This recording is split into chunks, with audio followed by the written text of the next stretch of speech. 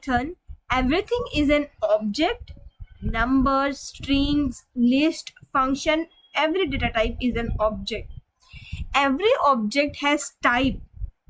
Type means what kind of object it is. Every object has value. Value means the actual data. Every object has identity, means unique memory address. When we create variable x equal to 10 value, Python creates an integer object with type int, value 10, and identity memory address, which is a unique.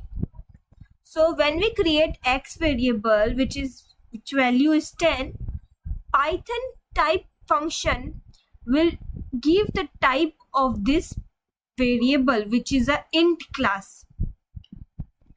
So type x shows the type of the object, and id function returns the memory reference of this object. So we will see as the output class int and unique id number.